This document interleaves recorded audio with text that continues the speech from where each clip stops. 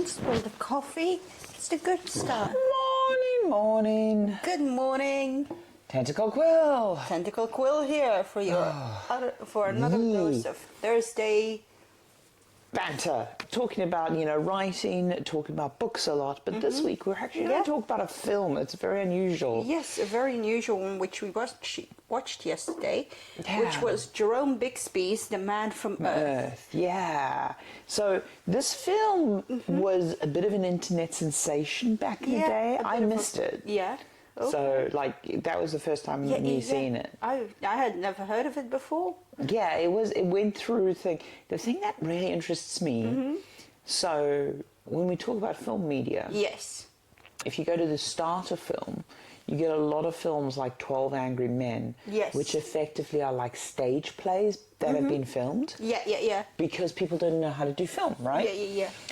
This feels more like a play than a movie. It definitely did. It had a very contained setting, a very contained cast. It was one set, basically. Basically, like the outside and the inside of the cabin. But the premise of it is, there is a professor, he's looking to... He's leaving after 10 years of things, but he has tenure and stuff. And his professor friends are coming up and they're like, you left your farewell party really early, why are you fucking off and speak to us? Yeah, so they're kind of just giving him his informal farewell party. Yeah, it's very chill. Very chill. They just come and say bye, literally as the moving men are coming to empty the cabin and stuff like that.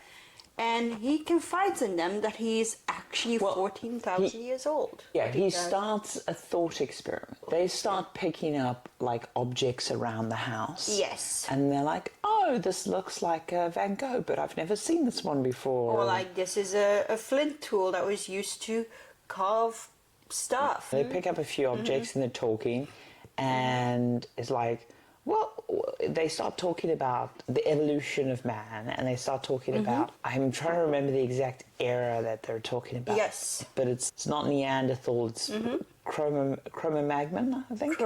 Late Cro-Magnon or whatever. Yeah. Because human biology hasn't... Okay, modern science takes slightly...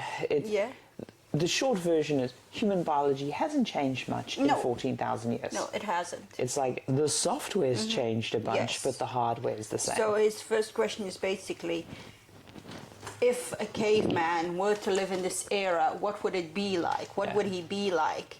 And they get the obvious jokes out the way. They think that oog, and da-da-da. And exactly. Basically they use that as narrative device to frame that, oh no, actually he would be pretty much normal and he would be within the statistical curve of height, for example. Yeah. Because we know that generally we've gotten taller, generally our boobs have gotten bigger, our feet have gotten bigger.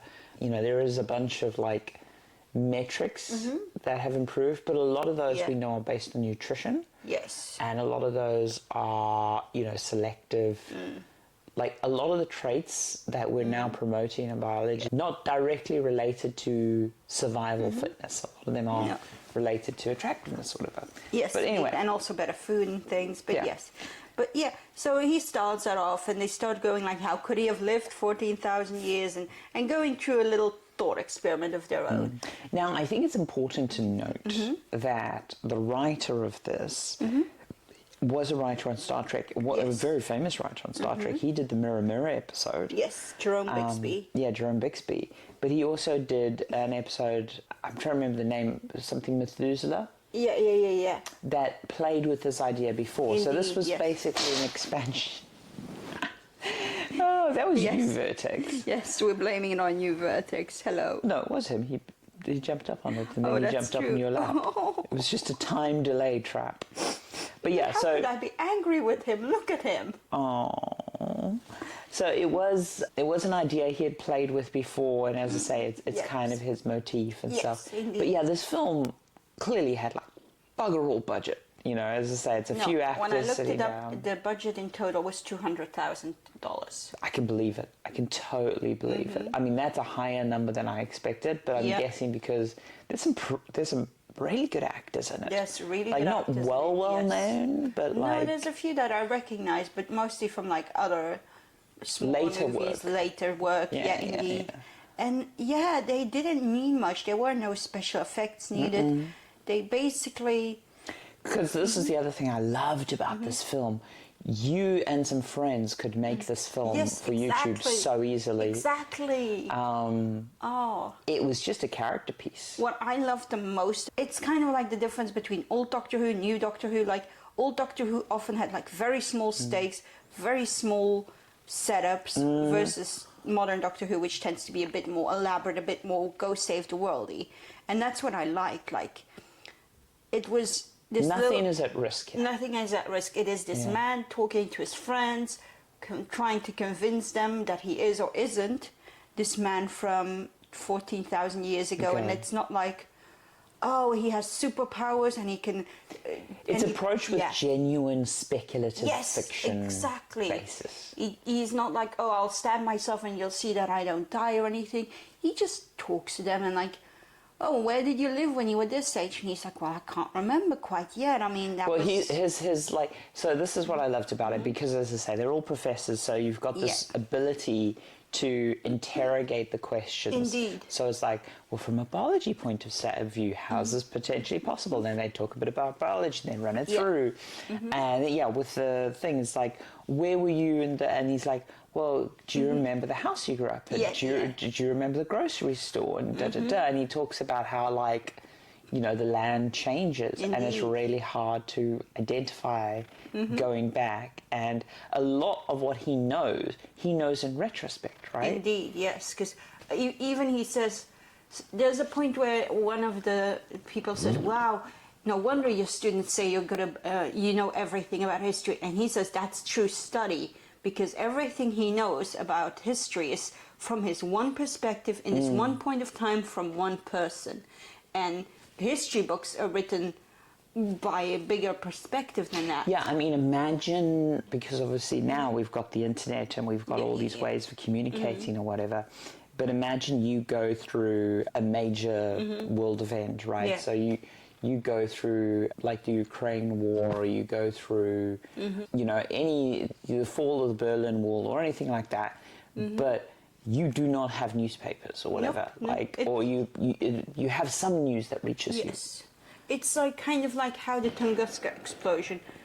It's really hard to pin down what actually happened, because it was like this thing happened in a remote area with like 2 farmers watching it, and the rest was just trying to piece together. But you know, now whenever something happens, we see dash cam footage. Yes, and we all have this stuff. we have video that circulates. It's democratized a lot more. Like it's a lot harder to not see the world from a bigger perspective, unless you're really just shutting yourself down. But it's amazing. The film is on Prime. Yes, it's on Amazon so Prime. you can go watch on Amazon Prime. But it's a really, as I say, we don't talk about films usually. Yes. But it was just such a beautifully, tightly written thing. Yes, exactly. But it wasn't, I don't want to diminish it in any way, but it's a very easy to dissect piece. Yes, and there is, Yeah, you can sit down as a writer with a pen and paper and you can figure out why is this line here. Yes, and the arcs are very visible. It's very clear that way. And there is even like a little bit of character growth for the main character, even though you would almost think there is no more growth for this character to go through. Well, this is it. It's like, I think if you were in a writing class or whatever, this would be a great film to dissect, because you can literally go, why is this character here? What is this character's questions? What is this character's arc? What is their interaction with it? And there's a few moments of tension and stuff. As I say, the stakes are very low, but the stakes are still there. And you go through it, right? And as I say, as a writing exercise, you could go, well, could we cut this line? Could we expand upon this line or whatever? And I feel like, purely from a writing point of view, it's been written pretty tight. So it's like you have the establishing shot. All the characters introduce themselves. The thought experiment begins. With the exception of one character, every character is there within the first 5 minutes. Yes, indeed. And then you have the thought experiment begins. It reaches its peak, and people are starting to get upset. They're like, what are you doing? You can't be telling the truth here. And he starts de-escalating. Well, it's the third act climax. Yes. So like it goes through and it slows down and it has a very steady build up. Yes. And there's some very basic set changes and all stuff. Very much. But eventually you're like the big reveal at the end of Act 2 is when he starts talking about the Bible. Yes. But then the Act 3 climax, they've got music playing, the lights are off, the fire's crackling. They have dialed everything up to intensity. Yes, because literally at this point, the furniture has been taken away. They're like, well, you're clearly not coming here to retire. They know something is up. And he starts to go, no. And he's trying to dial it back down. He's trying to close the Pandora's box on them because it's causing them distress. Well, yeah, because, I mean, the thing is like, if you actually unpack history critically and you examine a lot of these things, it's distressing for a lot of people because we have a lot of myth. And he's confronting this myth and, you know, going through. And basically there's a lot of talk of religion, but it's very good talk of religion. I also kind of feel like it kind of overlaps with what I wrote for my dissertation, as in like this yeah, because my dissertation was about a writer researching an old event and finding someone who lived through that event and trying to interrogate them and finding that even they... You wrote a Methuselah character, yeah. I wrote a Methuselah character, yes, and Brooke, who was a character I wrote even before this story, is kind of my Methuselah character, and it's kind of funny, and I love these kinds of characters because... Well, I love the imperfect recall. Yes, I love that exactly. he's not like a Superman. Nope, that's it, yeah. They're just a person at a time. Exactly. Like, he is not using his knowledge to get an unfair advantage over others. He's not doing, well, the character in the movie, he's not a con man. He's not like, he's had to study to go where he was. And it's. I also do love at one point he mentions that he did meet someone who, at one point, I think he said in the 16th century, who was like him, but then they had a long conversation for like 3 days or something. But they couldn't figure out if either of them was lying. Oh, yeah, exactly. Because, you know, it's very hard to present proof of this, right? Exactly, like, that's the thing, and that's why I like the fact that there were no, like, superhero antics, and nobody tried to shoot him to see if he was correct, because he probably would have died if you shot him. It's like the kind of immortality that's like, you live as long as nobody kills you. Yeah. It's basically just he had a really good immune system kind of thing, you know. It's like basically that's it. And the trick in that is that you have to lay low. You can't attract attention, because anyone who attracts attention is at some point going to attract enough attention that someone's going to want to end them. Well, yeah, he talks about like once being in jail, and he talks about like going through those experiences. It's just.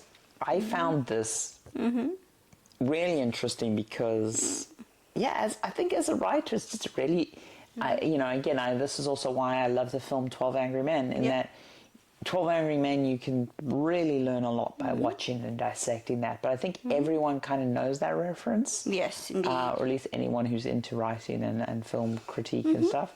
But, yeah, The Man from Earth just felt strangely... It felt really refreshing that it wasn't like...